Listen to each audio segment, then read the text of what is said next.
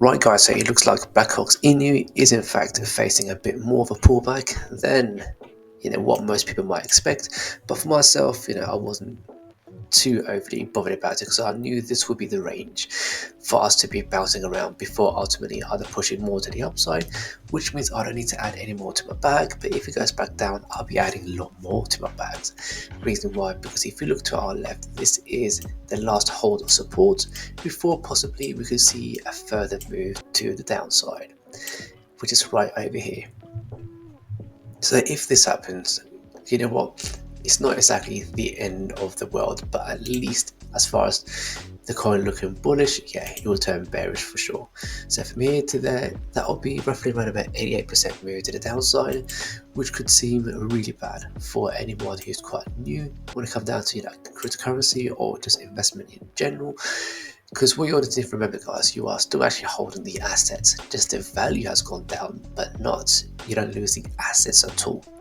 So that means it's on a short-term diminishing in valuation of the assets, which is Bcoq Inu, or in this case crypto. But in the long haul, when the price decides to surge back up again, you will still gain lots of profit by adding and accumulating more of these Bcoq Inu tokens. So guys, firstly, welcome back to Touch Crypto for another video.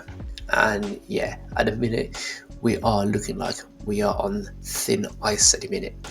As long as we don't break down much further below here, or even if it did, we still want to retest at least this level of here.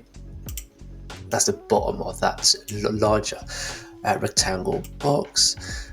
Otherwise, if we do break much further down, yes guys, we're looking at 88% move to the downside.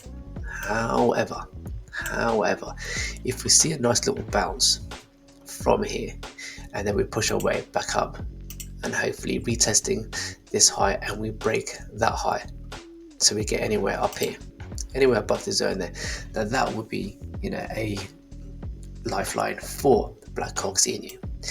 Because once we do clear here, or let me just draw another small little rectangle box or even like a box. Once we do break here, then we should be at least coming back up and retesting into this zone up here. And this is the zone which I am referencing to, this one here.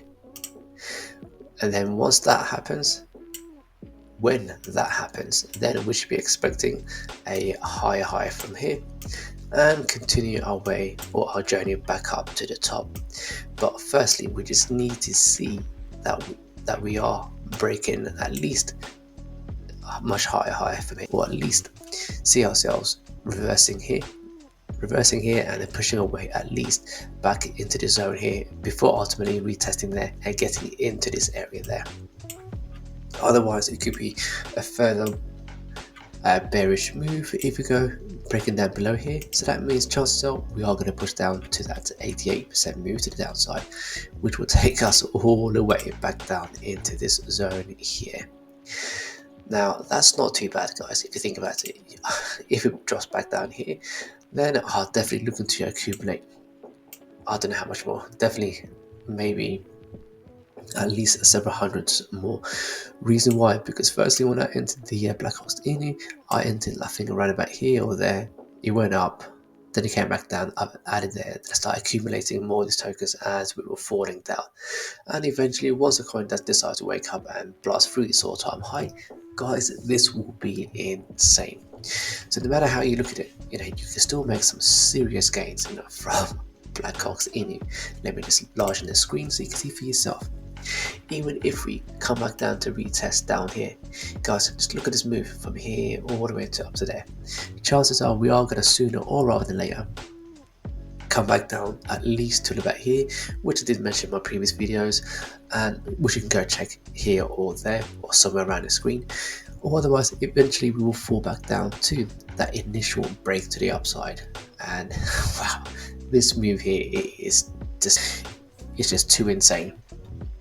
So if we bring out the measurement tool, we can see that massive move. How much in percent would anyone got if you've actually hodled and bought some coins back down here? You would have been quite easily up by more than 4,700% move to the upside. Wow.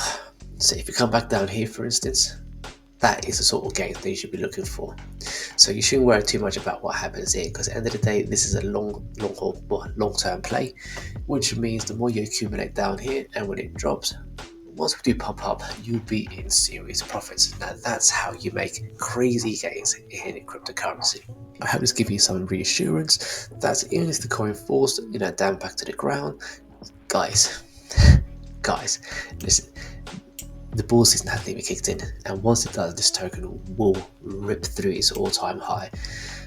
It will follow the same suit as Bcoq Inu, and it's not a guarantee. This is not a financial advice. I don't hold a crystal ball in my hands, but it's something that can legit happen. So you just need to stay strong, or if you don't want, you can just come out, exit all your positions. You might be even in a loss, even quite deal of a loss, so you can just reinvest whatever money you had if your initial deposits on Bcoq Inu onto other projects. But whilst it's still in it, and why do you want to exit whilst you're in a minus? Don't do that. Just make sure you add more as we come back down, and that way when the price surges back up, you'll be making even more than your initial deposits. And then if you really want to, you can exit the Bcoq Inu, take your profit and invest it in somewhere else. Either way, guys, I just want to give you reassurance that it's not the end of the world.